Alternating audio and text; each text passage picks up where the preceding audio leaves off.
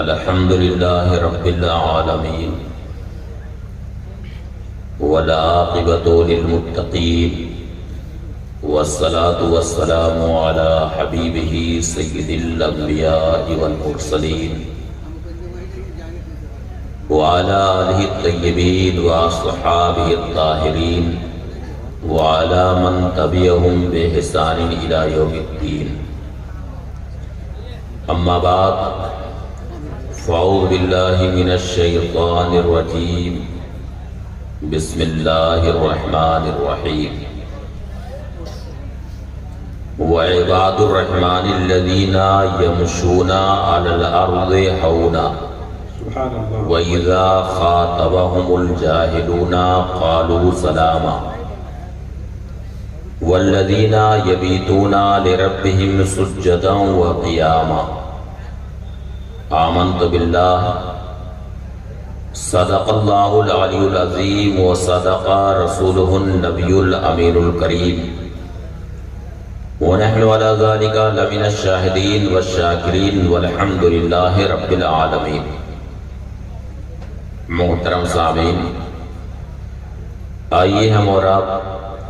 سب سے پہلے اپنے اور ساری کائنات کے مرکز عقیدت حضور سید الانبیاء خاتم پیغمبران رحمت للعالمین جان عالمین جناب احمد مجتبیٰ محمد مصطفیٰ صلی اللہ تعالی علیہ وسلم کی بارگاہ عرش جاہ میں ہدیے درود و سلام نظر کریں. پڑھیے اللہم صلی علی سیدنا مولانا شفیعنا و نبینا محمد معدن الجود والکرم وآلہ وآلہ وسلم صلاۃ و سلاما علیک یا رسول اللہ صلی اللہ تعالی علیہ وسلم. ابھی مجھ سے بیشتر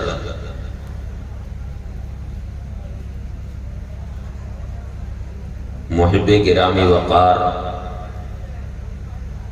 حضرت مولانا قاری امیر اللہ صاحب سے بڑا خوبصورت خطاب عظمت بارگاہ رسالت پر سماعت فرما رہے ہیں، اور موصوف سے پہلے بھی آپ نے کئی گراں قدر خطاب سماعت کیے. وقت چونکہ بڑا ہی تنگ ہے اور آج کی محفل خاص نعتیہ مشاعرہ سے منسوب ہے، اس لیے آپ حضرات کا زیادہ وقت میں نہیں لوں گا. بس چند باتیں عرض کر کے اپنی گفتگو انشاءاللہ مکمل کر لیں گے. سب سے پہلے تو میں آپ سب کو مبارکباد دیتا ہوں کہ آپ حضرات قطب الارشاد محبوب المشائخ ہر دل عزیز نیتا جناب اسرائیل منصوری صاحب کی آمد ہو رہی ہے. ان کا خیر مقدم ہے، ان کا استقبال کیجئے. نعرہ تکبیر، نعرہ رسالت.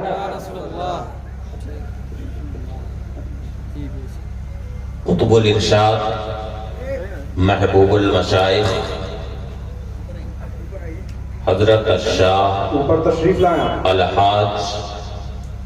محمد ابراہیم قدس سرہ العزیز کے عرس مقدس کی محفل میں حاضر ہوئے، اور ان ولیوں کی بارگاہ میں حاضر ہو کر فیوز و برکات حاصل کر رہے ہیں. اس مناسبت سے میں نے قرآن کریم کی آیت کریمہ تلاوت کی ہے. عزیزان گرامی، اس روئے زمین پر یوں تو بہت سارے انسان چلتے پھرتے نظر آتے ہیں، لیکن انہی انسانوں میں اللہ کے کچھ خاص بندے ایسے ہیں جن کو اللہ کی بارگاہ میں وجاہت اور مقبولیت حاصل ہوتی، وہ اللہ کے محبوب بندے ہوتے، اور اللہ نے اپنے ان بندوں کا تذکرہ قرآن کریم میں خود فرمایا، اور ساتھ ہی وہ بندے کیسے ہوتے ہیں، ان کی حالت کیسی ہوتی ہے، ان کی پہچان کیا ہوتی ہے، کیسے ہم انہیں پہچانیں کہ اللہ کے یہ محبوب بندے ہیں، تو اللہ رب العزت نے ان کی صفت بھی بیان کر دی۔ ارشاد فرمایا وعباد الرحمن الذین یمشون علی الارض ہونا، رحمان کے وہ بندے جو روئے زمین پر آہستہ آہستہ چلتے ہیں، سنجیدگی اور متانت کی چال وہ چلا کرتے ہیں، یعنی بڑے ہی تواضع، بڑی انکساری کے ساتھ نگاہیں جھکائے ہوئے وہ آہستہ آہستہ روئے زمین پر قدم رکھتے ہوئے وہ چلتے ہیں۔ وَإِذَا خَاطَبَهُمُ الْجَاهِلُونَ قَالُوا سَلَامًا، اور ان نیک بندوں کے سامنے اگر جاہل اور بے پڑھے لکھے لوگ آ جاتے ہیں اور ان سے وہ مخاطب ہوتے ہیں، ان سے گفتگو کرتے ہیں، یعنی ان سے بحث کرنا اگر چاہتے ہیں، تو یہ نیک بندے جاہلوں سے الجھتے نہیں ہیں، بلکہ انہیں السلام علیکم کہا اور السلام علیکم کہہ کے آگے بڑھ جاتے ہیں۔ والذین یبیتون لربہم سجدا وقیاما، اور تیسری صفت ان نیک بندوں کی اللہ تعالیٰ نے یہ بیان کیا، ارشاد فرمایا والذین یبیتون لربہم، یعنی یہ نیک بندے اپنے رب کے لیے سجدے اور قیام کی حالت میں رات گزارا کرتے ہیں، یعنی خواب غفلت میں وہ نہیں رہتے، بلکہ ان کی رات سجدے اور قیام کی حالت میں گزرا کرتی ہے۔ رات میں اٹھ کر کے وہ تہجد کی نماز پڑھا کرتے ہیں، غافل ہو کر کے اپنے گرم گرم بستر پر نہیں سوتے، بلکہ تھوڑی دیر آرام کر لیا، پھر اس کے بعد سجدے اور قیام کی حالت میں اپنی رات گزارا کرتے ہیں۔ سبحان اللہ، یہ نیک بندوں کی شان ہے، یہ اللہ کے ولیوں کی شان ہے، جن کے بارے میں کسی شاعر نے کہا نہ پوچھ ان خرقہ پوشوں کی ارادت ہو تو دیکھ ان کو یدیں بیضا لیے بیٹھے اپنی آستینوں میں، تمنا درد دل کی ہو تو کر خدمت فقیروں کی، نہیں ملتا یہ گوہر بادشاہوں کے خزینے کے۔ بے شک نعرہ تکبیر، نعرہ رسالت، حضرت علامہ مفتی صدر الورا صاحب قبلہ عرض براہیمی، نعرہ تکبیر۔ اللہ کے ولیوں کی شان میرے بھائی بہت ہی عرفہ و اعلیٰ ہوتی ہے، بہت بلند و بالا ہوتی ہے۔ اللہ کی بارگاہ میں ایک ناقص اور ناتمام بچے کی کیا مقبولیت ہوتی ہے، میں ایک حدیث شریف سنا دوں، اس کے بعد پھر آگے بڑھتا ہوں۔ سنن ابن ماجہ شریف کی حدیث، قیامت کے دن حساب کتاب ہوگا، اس وقت دو یعنی ایک بچے کے والدین ہوں گے جو اپنے اعمال کی وجہ سے، اپنے گناہوں کی وجہ سے وہ مستحق نار ہو چکے ہوں، یعنی ان کے بارے میں ان کے شامت اعمال کی وجہ سے یہ ان کے اوپر استحقاق نار کا فیصلہ ہو چکا ہوگا، اتنے میں ان کا ایک ناقص یعنی کچا بچہ جو قبل از وقت اپنی ماں کے پیٹ سے باہر آ جاتا ہے، ناقص اور ناتمام بچہ ان کا اللہ رب العالمین کی بارگاہ میں حاضر ہوگا۔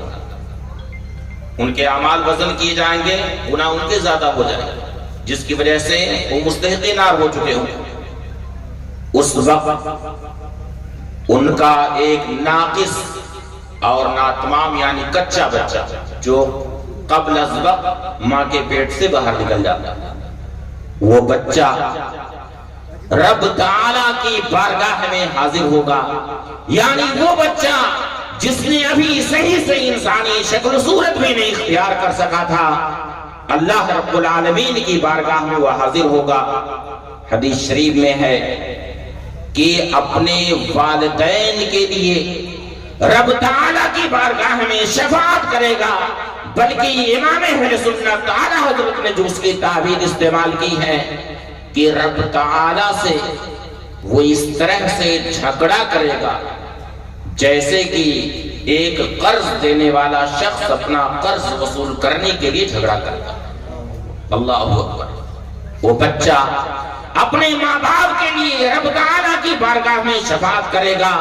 یہاں تک کہ رحمت الہی اس کی طرف متوجہ ہوگی، اور اللہ رب العزت اس بچے سے ارشاد فرمائے گا، ایھا الثقۃ المراقب ربہ ادخل ابویک فی الجنہ، اے ناقص اور ناتمام بچے جو اپنے رب سے جھگڑ رہا ہے، جا اپنے باپ کو جنت میں داخل کر، اپنے ماں باپ کو تو جنت میں لے جا۔ اب ظاہر ہے کہ اس بچے نے تو ابھی انسانی شکل و صورت کو نہیں اختیار کیا، ابھی اس کے ہاتھ کو نہیں آئے صحیح سے۔ حدیث شریف میں ہے فَيَجُرُّهُمَا بِسَرَرِهِ حَتَّى يُدْخِلَهُمَا الْجَنَّةَ، یہاں تک کہ وہ ناقص اور ناتمام بچہ اپنے نال میں اپنے ماں باپ کو لپیٹے گا، اور اپنے ماں باپ کو اپنے نال میں لپیٹ کر کے اپنے ساتھ جنت میں لے کر کے جائے گا۔ واہ واہ، بے شک، سبحان اللہ۔ یہ وجاہت اور یہ مقبولیت اس بچے کو حاصل ہوگی جو ناقص اور ناتمام بچہ ہوگا۔ اور میرے بھائی، اللہ کے ولیوں کی شان تو ایسی عرف و اعلیٰ ہے کہ اللہ رب العزت ارشاد فرماتا ہے، من عادى لي وليا فقد آذنته بالحرب، جس نے میرے کسی ولی سے عداوت کی، میرے کسی ولی سے دشمنی جس نے کی، میں نے اس سے اعلان جنگ کر دیا۔ اللہ اکبر۔ ہے کوئی جو اللہ سے جنگ کر سکتا، اللہ سے لڑائی کر سکتا ہے کوئی؟ اللہ تعالیٰ ارشاد فرماتا ہے، من عادى لي وليا فقد آذنته بالحرب، جس نے میرے کسی ولی سے عداوت کی، میں نے اس سے اعلان جنگ کر دیا۔ پھر ارشاد فرمایا کہ وما تقرب الی عبدی بشیء احب الی مما افترضت علیہ، یعنی بندہ اگر میری بارگاہ میں قربت حاصل کرنا چاہتا ہے، میری بارگاہ کا مقرب ہونا چاہتا ہے اگر کوئی بندہ، تو سب سے پہلے اس پر یہ لازم ہے کہ فرائض کو ادا کرے، جو اس پر میں نے فرض کیا ہے۔ نماز فرض کی ہے، نماز ادا کرے، روزہ فرض کیا ہے، روزہ رکھے، زکوٰۃ فرض کی ہے، زکوٰۃ ادا کرے، حج فرض کیا ہے، حج ادا کرے۔ اگر کوئی میری بارگاہ میں مقرب ہونا چاہتا ہے تو فرض سے بہتر کوئی چیز نہیں ہے جس سے وہ میری بارگاہ میں مقرب ہو سکتا ہے۔ بے شک، بے شک۔ اور آپ اللہ کے ولیوں کی بارگاہ میں آئے، مرشدان طریقت کی بارگاہ میں آئے ہیں، ایک مرشد کی بارگاہ میں آپ حاضر ہوئے ہیں۔ مخدوم گرامی مرتبت حضرت علامہ الحاج الشاہ محمد علی ابراہیمی دامت برکاتہم العالیہ سے آپ نے مصافحہ کیا، فیض و برکت حاصل کی، ایک مرشد کی بارگاہ میں آپ حاضر ہوئے ہیں، تو ذرا مرشد کی بارگاہ کا ایک پیغام بھی لیتے جائیے۔ حضرت ملا علی قاری رحمت اللہ تعالی علیہ نے مرقات المفاتیح میں تحریر فرمایا کہ ایک مرید نے بہت خوبصورت مکان بنایا اور سوچا کہ اس مکان کی اب مجھے اوپننگ کرنی چاہیے، ادھاٹن ہونا چاہیے اس کا، اور ظاہر ہے کہ کوئی مکان جب بناتا ہے ادھاٹن کے لیے اپنے پیر صاحب کو بلاتا ہے، پیر و مرشد کو بلاتا ہے، یا کسی بڑے عالم کو بلاتا ہے۔ اس نے اپنے شیخ کو بلایا، اپنے پیر صاحب کو بلایا کہ حضور میں نے ایک خوبصورت مکان بنایا ہے، کشادہ مکان میں نے تعمیر کیا ہے، حضور ذرا اپنا مبارک قدم میرے گھر میں آپ داخل فرما دیں، میرے گھر میں قدم رنجہ فرما دیں، تاکہ آپ کے قدموں کی برکت سے میرا گھر آفت و بلیات سے محفوظ ہو جائے اور میرے گھر میں خیر و برکت آئے، حضور ذرا اپنا مبارک قدم میرے گھر میں رکھ دیں۔ پیر و مرشد نے دعوت قبول کر لی اور اپنے مرید کے گھر تشریف لے گئے، مرید کے گھر میں داخل ہوئے۔ مرید نے پہلے اپنے پیر صاحب کو سب دکھایا کہ حضور یہ دیکھیے میں نے یہ روم اس طرح سے بنایا، یہاں دیکھیے میں نے روشن دان لگایا ہے، یہاں کھڑکی لگائی ہے، یہ فلاں ضرورت کے لیے، یہ فلاں ضرورت کے لیے ہے۔ کوئی مکان بناتا ہے تو سب دکھاتا ہی ہے، یہ طریقہ ہے، دکھایا جاتا ہے، پورا مکان بنا تفصیل کے ساتھ دکھایا جاتا ہوئے بڑے شوق سے کس نے مکان بنایا؟ پیر صاحب نے، پیر و مرشد نے سارا مکان دیکھ لیا ٹہل کر کے۔ اس کے بعد فرمایا کہ مرید ذرا اب بیٹھ، اب میں تجھ سے کچھ پوچھنا چاہتا۔ مرید کو سامنے بیٹھایا اور مرید سے پوچھا یہ بتا لماذا فتحت هذه الطاقة، اے مرید ذرا بتا کہ روشن دان تم نے کیوں لگایا ہے، یہ بتا یہ کھڑکی تو نے کیوں لگائی۔ آپ سے اگر ہم یہ سوال کریں کہ یہ کھڑکی آپ نے کیوں لگائی، یہ روشن دان کیوں لگایا، تو کیا جواب دیں گے آپ؟ کیا جواب ہوگا؟ مکان میں کھڑکی کیوں لگائی جاتی ہے؟ کس لیے؟ روشنی کے لیے، ہوا کے لیے۔ یعنی نارمل جواب اس سوال کا یہی دیا جائے گا کہ روشنی اور ہوا کے لیے میں نے اپنے مکان میں کھڑکی لگائی ہے، روشن دان لگایا ہے۔ وہاں پر بھی مرید نے اپنے پیر و مرشد کو یہی جواب دیا لدخول الضیاء و شمول الہوا، حضور میں نے یہ روشن دان جو لگایا ہے، یہ کھڑکی جو لگائی ہے، یہ ہوا اور روشنی کے لیے میں نے لگایا ہے۔ پیر و مرشد نے کہا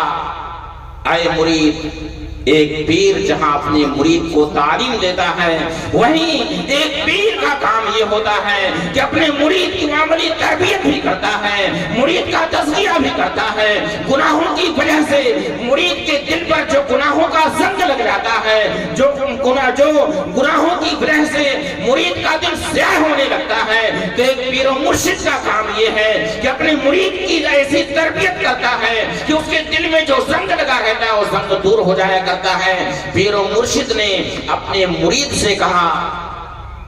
ذالکا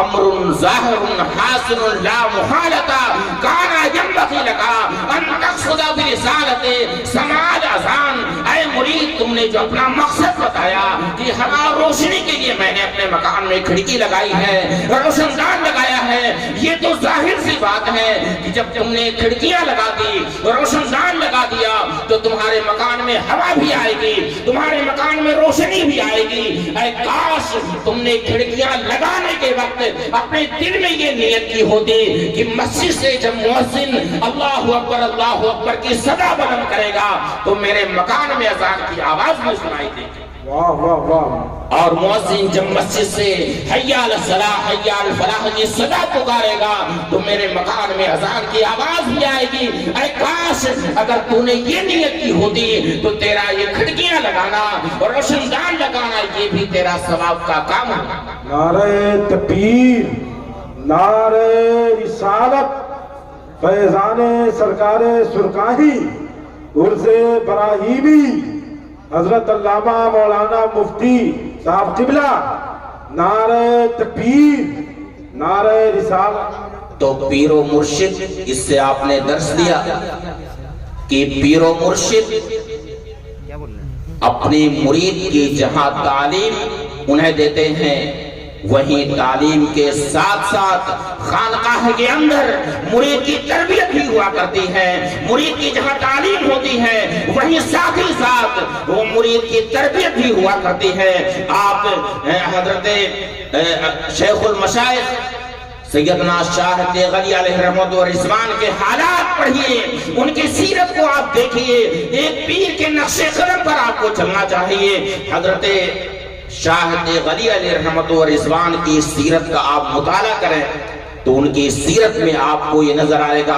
کہ قرآن کریم میں جو ارشاد ہوا وَعِبَادُ الرَّحْمَنِ الَّذِينَ يَمْشُونَ عَلَى الْأَرْضِ هَوْنًا وَإِذَا خَاطَبَهُمُ الْجَاهِلُونَ قَالُوا سَلَامًا۔ رحمان کی وہ بندے جو روئے زمین پر نگاہیں جھکا کر کے چلتے ہیں، آہستگی سے چلتے ہیں، اکڑ کے نہیں چلتے بلکہ تواضع اور انکساری کے ساتھ چلتے ہیں۔ وَإِذَا خَاطَبَهُمُ الْجَاهِلُونَ قَالُوا سَلَامًا، اور جب جاہل اور بے پڑھے لکھے لوگ ان سے بات کرنے کی کوشش کرتے ہیں یعنی الجھنا چاہتے ہیں تو سلام کر کے آگے بڑھ جاتے ہیں۔ والذین یبیتون لربہم سجدا وقیاما، اور جو اپنے رب کے لیے سجدے اور قیام کی حالت میں رات گزارتے ہیں۔ حضرت شاہد غلی علیہ رحمت و رضوان کی سیرت کا مطالعہ کیجئے، آپ کے حالات میں حضرت علامہ ارشد القادری علیہ رحمت و رضوان نے تحریر فرمایا ہے کہ آپ نماز عشاء کے بعد تھوڑی دیر آرام کرتے، پھر بلا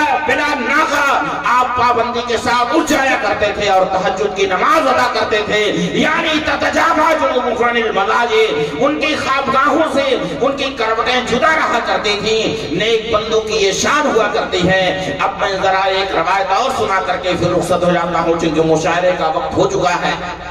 قیامت کے دن کچھ نیک بندے ایسے ہوں گے جن کے لیے نور کا منبر قائم کیا جائے، اللہ تعالیٰ انہیں نور کا منبر عطا فرمائے، یہاں تک کہ اہل محشر ان کے اوپر رشک کریں گے اور اہل محشر یہ سوال کریں گے، بلکہ ملائکہ اللہ کی بارگاہ میں یہ عرض کریں گے کہ اے پروردگار یہ تیرے کون سے بندے ہیں کہ انہیں آج تو نے یہ عزت عطا فرمائی ہے کہ انہیں نور کا منبر عطا فرمایا ہے اور یہ نور کے منبر پر بیٹھے ہوئے ہیں، اے پروردگار ان کا کون سا عمل تیری بارگاہ میں مقبول ہو گیا ہے۔ اللہ رب العزت ارشاد فرمائے گا تتجافا جنوبہم عن المضاجع، یعنی یہ میرے وہ بندے ہیں کہ خواب غفلت میں اپنی رات نہیں گزارتے تھے، گرم گرم بستر پر اپنی رات نہیں گزارتے تھے، بلکہ ان کے پہلو ان کی خوابگاہوں سے جدا رہا کرتے تھے، یعنی رات اٹھ کر کے وہ عبادت کیا کرتے تھے، اللہ کا ذکر کیا کرتے تھے، ذکر الہی میں اپنی رات گزارا کرتے تھے۔ یہ اللہ کے ولیوں کی شان ہوا کرتی ہے جن کے بارے میں حدیث قدسی میں ارشاد ہوا من نادى لي وليا فقد آذنته بالحرب، جس نے میرے کسی ولی سے عداوت کی تو میں نے اس سے اعلان جنگ کر دیا۔ حدیث قدسی میں یہ بھی ہے کہ بندہ اللہ رب العزت ارشاد فرماتا ہے کہ لا يزال عبدي يتقرب الي بالنوافل حتى احبه، یعنی بندہ فرائض کی ادائیگی کے بعد میری بارگاہ میں تقرب حاصل کرتا رہتا ہے، یہاں تک کہ میں اسے اپنا محبوب بنا لیتا ہوں، اور جب میں اسے اپنا محبوب بنا لیتا ہوں فَأَكُونُ سَمْعَهُ الَّذِي يَسْمَعُ بِهِ وَبَصَرَهُ الَّذِي يُبْصِرُ بِهِ وَيَدَهُ الَّتِي يَبْطِشُ بِهَا وَرِجْلَهُ الَّتِي يَمْشِي بِهَا، یعنی جب بندہ محبوبیت کے مقام پر فائز ہو جاتا ہے تو میں اس کا وہ کان ہو جاتا ہوں جس سے وہ سنا کرتا ہے، میں اس کی وہ آنکھ ہو جاتا ہوں جس سے وہ دیکھتا ہے، میں اس کا وہ ہاتھ ہو جاتا ہوں جس سے وہ پکڑتا ہے، میں اس کا پاؤں ہو جاتا ہوں جس سے وہ چلا کرتا ہے۔ یہ اللہ کے ولیوں کی شان ہے۔ اب میں انہی جملوں پر اپنی گفتگو مکمل کرتا ہوں اور دعا کرتا ہوں اللہ تعالی ہمیں اولیاء کرام کے نقش قدم پر چلنے کی توفیق عطا فرمائے۔ استغفر اللہ رب من کل ذنب واتوب الیہ وآخر دعوانا الحمد للہ رب العالمین۔ السلام علیکم ورحمۃ اللہ وبرکاتہ۔